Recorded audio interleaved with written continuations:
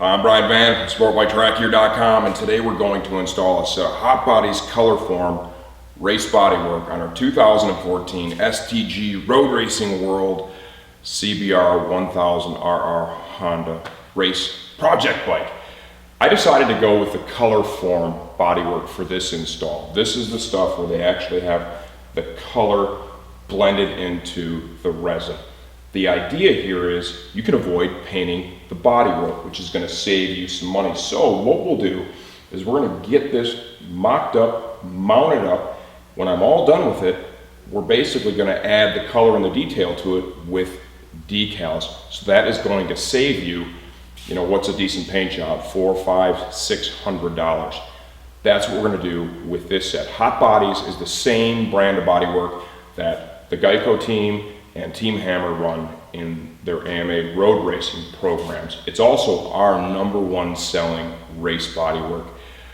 The primary driving force behind that is the fact it sells for the most affordable price of all the race bodywork in our catalog. And for a lot of us out there, myself included, as well as Team Hammer and Geico, budgets are important, right? It does the same job. It looks good. It might take a little bit more work to fit up than some of the more expensive brands, but in the end, I think the savings is worth a little bit of extra time spent. We're going to do a second set as well that is going to be just a standard primer set that is off to be painted by the same painter that paints the bodywork for Chris Ulrich's Honda, which this will, at the end, be a replica of. So we've got a full kit. Got the tail, lower, tank cover. There's our upper. The fender is still sitting in the box. What I'm going to do with the Hotbodies is I'm going to mock it up on the bike first. I want to get a feel for how it fits on the motorcycle and see if I need to do any modifications to make it work, right? I've installed an M4 full exhaust system that differs quite a bit from the shape of the OEM stuff. So it is quite possible I may need to make some modifications to the lower fairing in order to accommodate that. And if we have to, I want to find that out before we really get too deep into the project, and I'll show you how I'm going to do that. Start off with our tail section. It's got 2 mounting points on the top, 1 here on the bottom. Slip that over the subframe. Seems to fit up nicely. Won't really see any issues there with that. So I think we're going to be good to go. The piece I'm definitely a little bit worried about the shape being good is going to be the tank cover. It's important this fits well.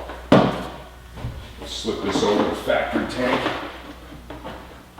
Get it square on that seal. And work it down. Got 2 mounting points up here at the front. Wow, I'm not gonna lie, that looks pretty darn good. Pretty happy with that all in all. I think we're gonna be in good shape there. Lower fairing. Let's go ahead and slip that under and see what we're looking at. 2 mounting points on each side. There's the 2 on the brake side of the bike. Oh yeah, that's pretty much what I anticipated I would see. We're gonna have to trim some of the fairing back here to allow for the use of the M4 exhaust. Not a big deal. I'm gonna show you exactly how I do that. I think that'll help you if you need to modify yours. Next up is the upper. The shape of this looks pretty good out of the box. Slid over.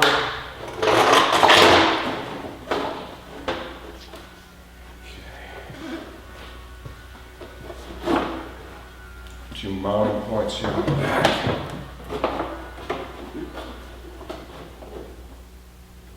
Yeah, straight out of the box, I would have to say it looks like we're going to be in pretty decent shape here with the upper.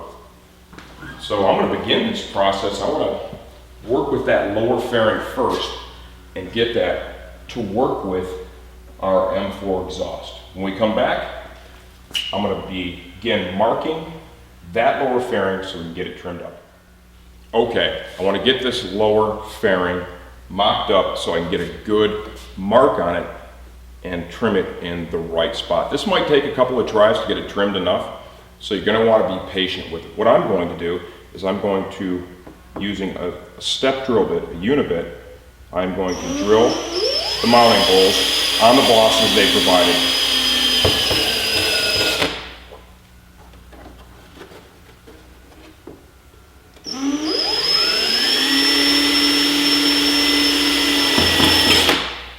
This unibit, step drill bit, is just literally the right way to go because it makes drilling these holes so easy, so much easier than a standard drill bit. So for body work, I really recommend investing in a nice unibit. Okay, slide this under, and to begin this process, what I'm going to do is use a longer bolt here. All right, I'll get it through this hole. Open up these holes just a little bit more here to get the fastener to pass through. I'm going to use a longer bolt to mock this up so that I can get an idea of how much I need to remove from the fairing in order to give that exhaust enough room. Open those two rear holes up just a little bit more. Put this under. Flex the bodywork just a little bit so I can get this thing in there and get it started.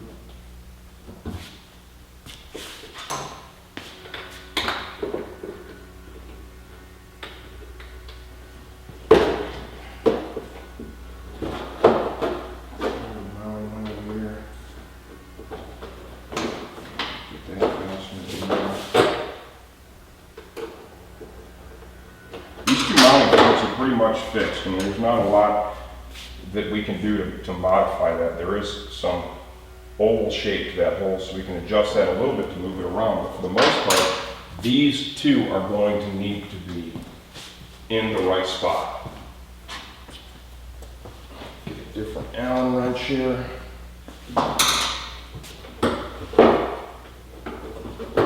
Those line up nicely. Not looking to cinch this stuff down super tight, just kind of get it in there and just get it started just so it'll help hold this bodywork up in place for me long enough to get kind of that baseline, if you will, mark so I can start trimming. Okay, I've got the lower kind of held up there in place, right, from both sides. It's not tight, but it's going to give me the opportunity to get a good mark and a baseline for this initial trim. What I'm going to do is I'm going to use a Sharpie. I'm going to reach inside the belly pan, okay? And I'm going to literally try to trace around this exhaust canister. And this should give me some reasonably decent lines to work off of.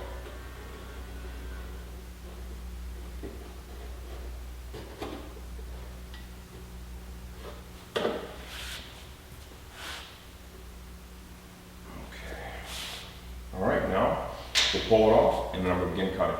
Okay, I've got the lower fairing off, and for our cut today, I'm just going to go ahead and use a cutoff wheel. It's going to go through the fiberglass really easy. It's going to be a quick process. What I wanted to show you though is the mark that I made from the inside. This is a reference point. This may be enough right from Jump Street, or I may need to come back and tickle this one more time. While I was on the other side, I also noted that this was a little thick here, right? It wouldn't allow me to put the fastener in, so I'm going to trim just this leading edge just a little bit. Other tools that work good for cutting this. If you've done any woodwork, a coping saw goes through this really nice and it allows you to follow the contours you've got marked. Super sweet. That's something else I've used that works great. A Dremel or a die grinder also works really well.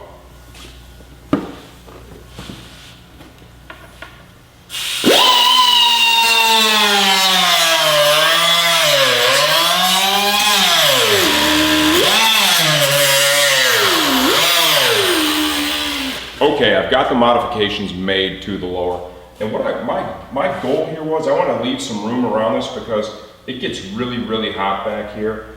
I wanted to keep enough of the lower for oil retention, yet open it enough to get a lot of airflow and not be burning up the bodywork around the exhaust. I'm also going to shield the inside of the bodywork using some of that heat wrap tape. It does a nice job. It's that reflective foil tape. When the bodywork's brand new, it sticks really good to the inside of it. I'll put a couple layers of that around the exhaust, and that just helps protect the integrity of the bodywork moving forward. But I think this additional airflow will make a good difference as well. I slid the upper up on top of the lower, and I want to get an idea of how is this going to look in terms of the mounting points, both up here at the upper fairing bracket, back here at the frame, and then of course where the two pieces join. This bike is really short in this area where those two pieces come together. I think after looking at it, what I'm going to do is I'm going to put two dzus fasteners, one here and one here on both sides, and that's going to give us the best possible finished result. Sitting up here, I'm going to line this up with this back rack, frame bracket, and then I want to move the attachment point for the upper into place. That feels pretty good right there. That's right on top of it. It looks good down here. So what I'm going to do now is I'm going to drill out both the mounting holes at the frame attachment on the right and the left side of the bike, okay, and get the fastener in there. And after that, as long as everything still looks good, I'm going to pull the lower off, take the upper off. I'm going to drill for and mark for the dzus fasteners, get those in, we'll get it back on the bike, and then we're going to go ahead and get the holes up here at the upper fairing bracket and finish mounting the upper. Once again with the step drill bit, obviously here be careful, let's not drill holes in your bike.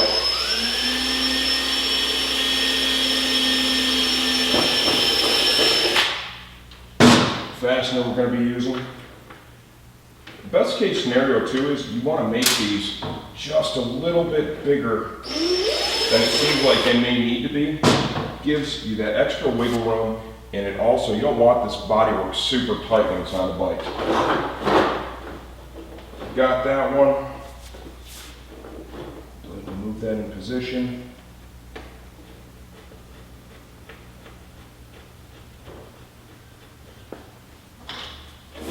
Start that just a little bit there. We're going to go over to the other side and just repeat the same process. Okay, now we're on to the fun part, but this is an important step. It's a good spot to really be patient with it. The dzus fasteners that are going to connect the upper and the lower fairings. I've already done one side, okay, and I'm going to show you how I did that when I do the other side. For this bike, I decided to use the rivet-on style. I was able to put the first fastener in that little curve right here up front, so it allowed me to get a little more distance between the two. First fastener here, second fastener there. Now I'm going to show you how I arrived at that result. This does take a few minutes, right? So, and it's also not bad if you have somebody there to help you. That can be a real benefit, having a second set of hands. I did have an assistant that helped me with the first two, which is really going to make doing the second two a lot easier, and I should be able to do this for you on camera without too much trouble. What I've done here is I made essentially a line internally where the seam is, and I want to make sure that I put this rivet-on bracket below that seam. Okay, I want to center it between that line and the bottom of the fairing. The first thing I'm going to do is I'm going to line this up, and I'm going to mark the center point where I want to drill the hole through the fairing. That is the first step that I'm going to take. To do that, I'm going to use that step drill bit that I have, the unibit. It's going to go right through it. We need to make it just a little bit bigger than the actual fastener itself, so it'll pass through easily.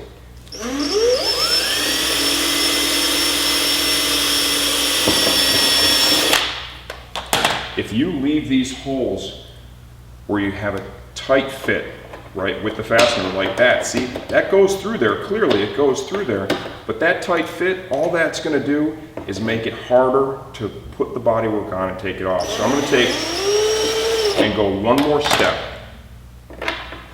and you see it passes through nice and easy. That's just going to make your life a lot easier. This is where having the hole a little to the big side is the right way to do it. Now we need to switch drill bits. We're going to take our unibit out and put our rivet bit in. Okay, we need to mark this hole so that we are ready to drill the lower fairing so they match up perfectly.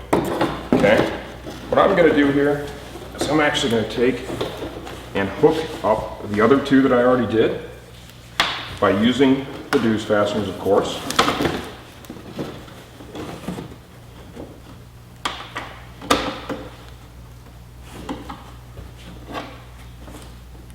We also sell a slip-on style, which honestly the installation for those is a little bit easier than this rivet-on style, but at the end of the day I think you get just kind of a cleaner job, if you will, with the actual rivet-on style. Grab another fastener here.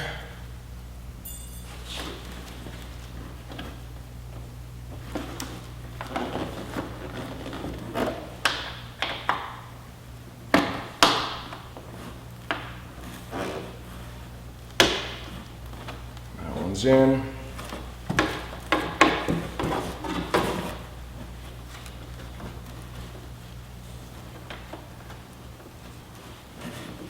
You know, when these are first done too, it is literally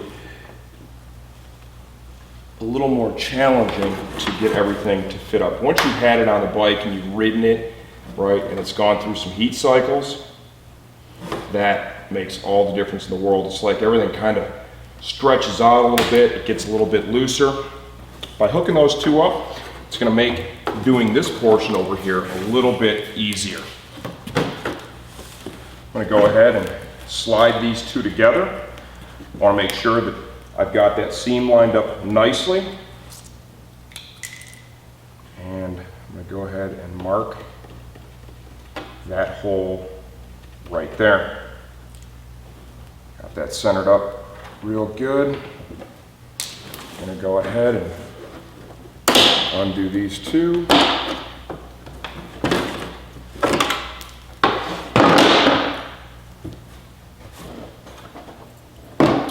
We'll drill the hole from the inside out. Put the step bit back on.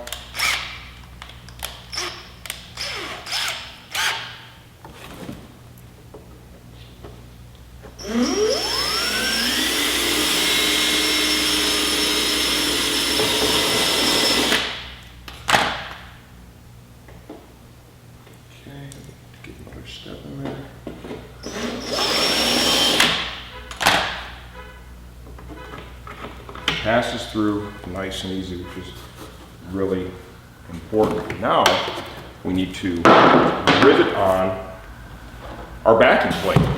Okay, show you how to do that. Got a little ahead of myself here when I switch drill bits. I'll get back to that now. Okay, hold the bodywork. What you want to do with this backing plate is you want to center that up like so. Right? You want the two holes to be horizontal with the edge of the bodywork.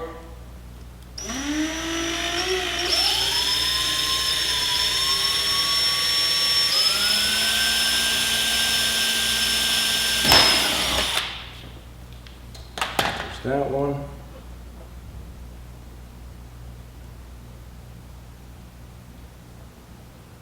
Hold that in place. Make sure everything is still good and square. And get the second hole started.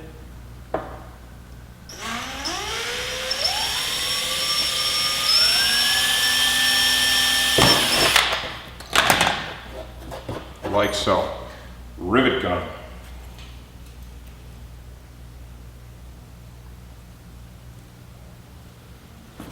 Rivet comes through the back side. We'll go ahead and put our backing plate.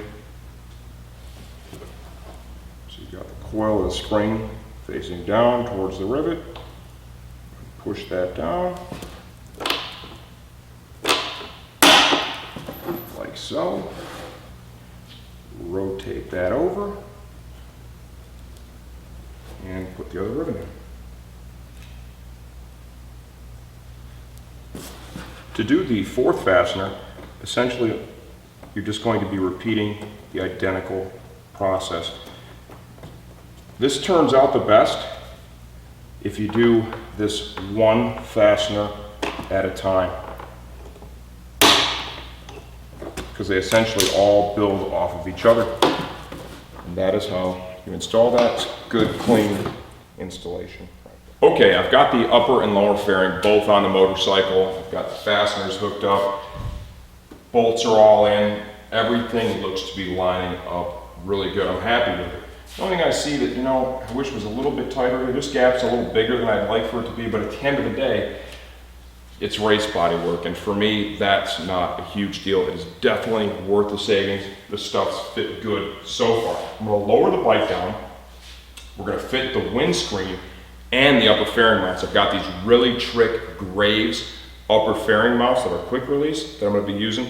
Check those out. Okay, I've got the upper on, I've got the windscreen slid between the upper fairing stay and the upper fairing.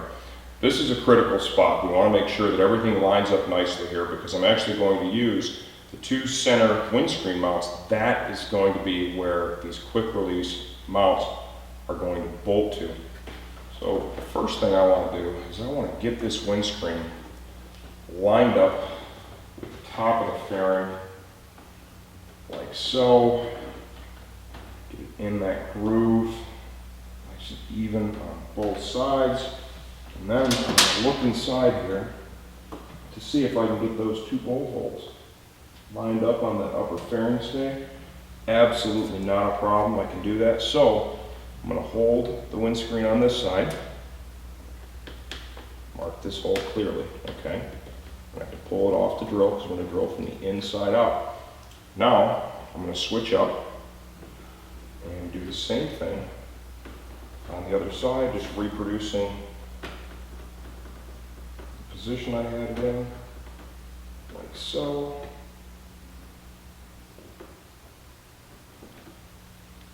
And what we'll do is we'll build all the rest of the windscreen screws off of these two holes. When we come back, I'll have the upper fairing off and we're going to be drilling holes for the windscreen. Okay, I've got the upper fairing off. You can clearly see the two holes that I marked. I'll try and center these pretty well.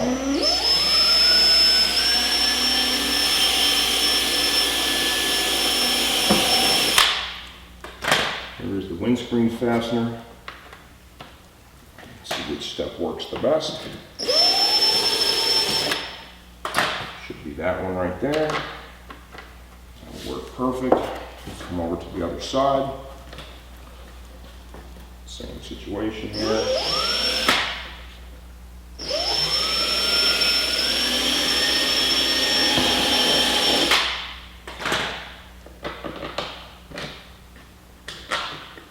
Okay, now go ahead and grab our windscreen, a couple of well nuts, and we're going to get this installed on the upper fairing. It's going to be a temporary installation, just long enough to mark all of our other holes.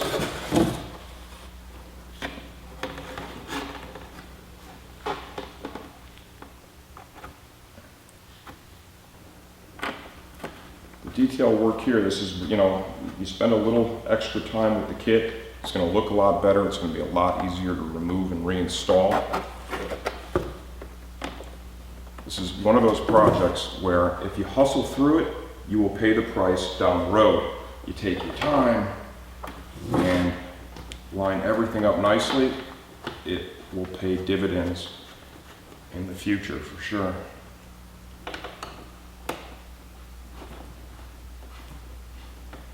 Go ahead and snug these up. So we get us a good baseline and mark off the other 4 holes, 2 of which will be used for our quick release fairing mount, which is pretty sweet.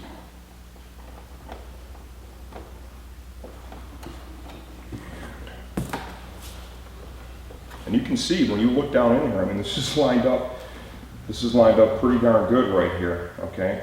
Pretty even from side to side. This is going to be a nice finished product. I'm going to go ahead and mark off these last 4 holes, drill them, And then I'm going to install on the motorcycle those Graves quick release upper fairing mounts. Okay, I've got the windscreen mounted up on the upper fairing right now. All the holes lined up, turned out great. Now it's time to install these super sweet Graves upper fairing mounts.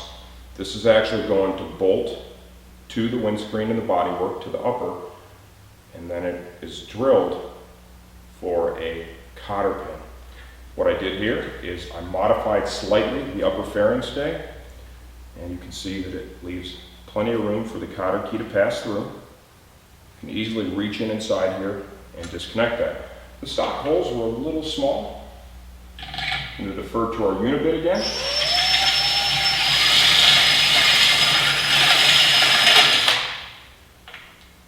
I'll make it just right.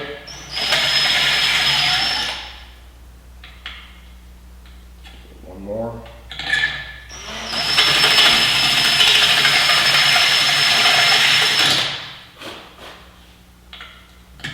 And that's going to pass right through. Our next step is to bolt both of these to the upper.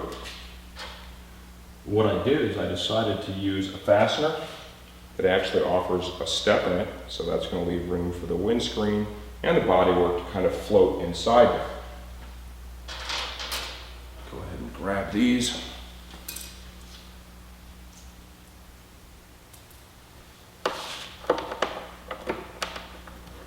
Pass that through.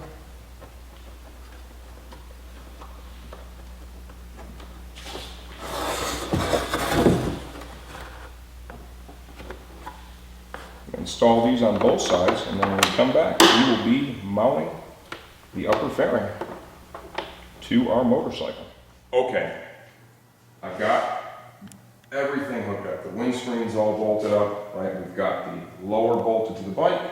The upper is fastened to the lower with the dzus fasteners. We've used the frame mounts here for the upper. All that's left to do to finish this part is simply grab a hold of our quick release fasteners, push them in place like so, and as you can see, they went right in. These are really sweet. They're made by Graves. We've got them on the site. They're a little spendy, but man, they're really trick, and that really gives the bike that whole factory feel. Next up, we're going to tackle our tank cover. Like we said earlier in the video, this looks like it is going to go really, really smoothly. We have a total of 4 attachment points. We've got 2 here that we're going to drill and fasten, and then we have 2 back here that are going to bolt into the top of the subframe right in this area here. I want to start with the front 2, get those working good, and then I'm going to come back. Okay, I drilled the 2 front mounting holes for our tank cover dead center in the boss. Got my fasteners. Let's see how we did here. Around that seal. Come down. Yeah, there's the bolt hole right there. I like that.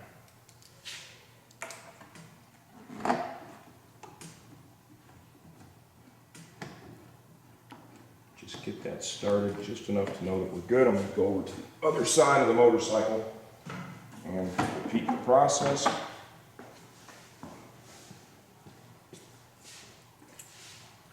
This one lines up every bit as good as the other side did. Got an extra step here with this Honda having the tank cover. This is honestly the first time that I've had to mount one of these kits on a CBR. Okay, now we want to make sure that we're in a good spot back here, right? And that we're going to find the center for those holes. This is going to need to sit down. It's going to push all the way down on the subframe like so. So this is going to be compressed like that. What I want to do is lift this up just a bit. I want to get an idea for where those holes are at.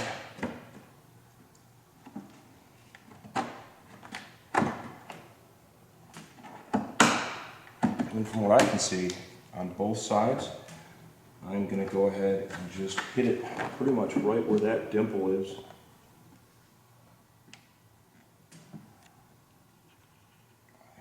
Looks like a good spot for this side. And that'll work. When we come back, I should be bolting this thing down. Okay, I've got all 4 holes drilled in the tank cover. We should be good to go here. I don't expect any problem. Slide that back on. You did a great job here with the fit around the gas cap seal. That is absolutely perfect. Let's go ahead and begin with the front fastener. Don't put any of these in tight yet. You don't want to tighten anything up because you might need to wiggle the cover around just a little bit. Right? The holes are just a tiny bit oversized to allow for that. Which makes it easy to get the cover on. You can clearly see the holes are dead center. I eyeballed that pretty darn good, I would say. Start that one finger tight. Come over to the other side and repeat the process, and that is going to leave us with the rear tail, which looked like it fit pretty darn good, and then the front fender. Truth be told, front fenders can be tricky. That is one of the most difficult pieces to make out of fiberglass. There's a tremendous amount of compound angles involved in that fender. But I really, based on the way the rest of the kit is run, I really don't expect to run into anything out of the ordinary right there.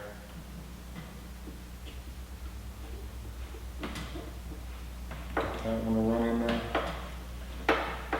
And there we are. That is one installed tank. All right, we've got the holes drilled right on center in the 2 bosses.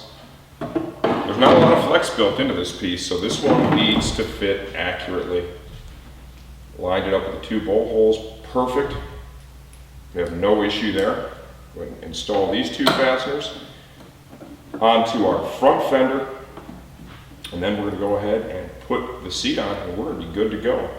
Our installation will be complete. Really pleased with the fit of the tail here. This is everything I expected.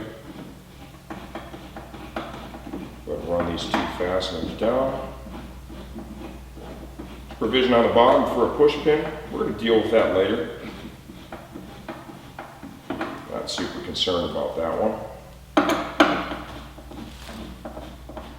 Okay, now on to the front fender. The way the front fender is mounted on a stock bike, right, it uses these rubber inserts and these metal spacers. The other metal spacer is attached to this super sweet reflector. And what I decided to do, because I needed the spacer, is I just took a die grinder and I cut the spacer off the reflector, which we will in turn be discarding. No need to use that on a race bike. So from here, what we need to do is drill 1/2-inch holes using a little bit larger step drill bit into the fender. You don't have to put the insulators in there if you don't want to. You can use just bolts, but then you're going to need to use a lot shorter bolt than we had here with the factory setup. And honestly, I don't have any fasteners that short right now, so I'm just going to go ahead and do this the same way it was mounted stock. I fitted the fender up. It looks like it's going to fit nicely. So I'm just going to drill each of the holes on center and roll with it. All right, I've got all the holes drilled in the fender. I've got the rubber grommets in there. I have the metal spacers pushed into position. Everything in terms of drilling the holes worked out just fine. Now let's see how well the fender fits on the bike. The fender's one of the toughest pieces to make. There's a lot of complicated angles with it. Flex it a little bit to get it on there. Let's kind of get it down into position, like so. Okay. All right, now let's get these bolt holes lined up. Begin with the forwardmost one. If I'm going to have to flex it, I want to flex the ear on the back. It's a little thinner. And yeah, I'm going to have to flex this a little bit. Not horrible, but yeah, a little bit. A little tug here.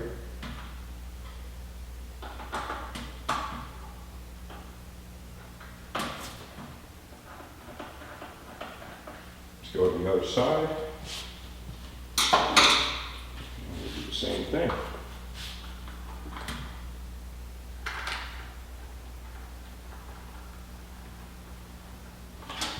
No problem on the front. Same deal here on the back. I can flex this one a little bit into position.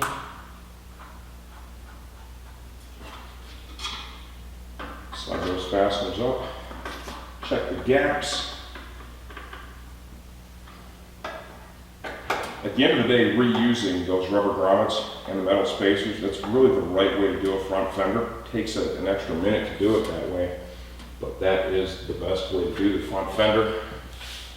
Oh, I gotta tell you, that lines up pretty darn nice.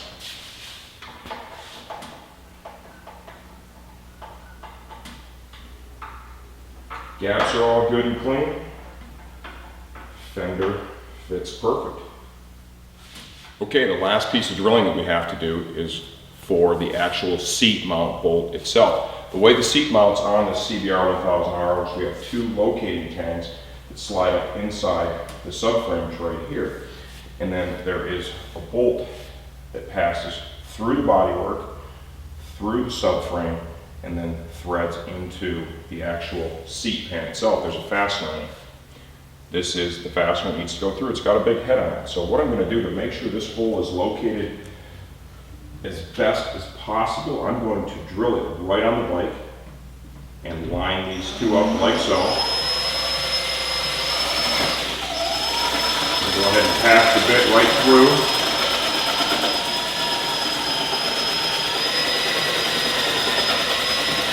The subframe, so I get this lined up as best as possible. All the while, I'm going to come back and just check.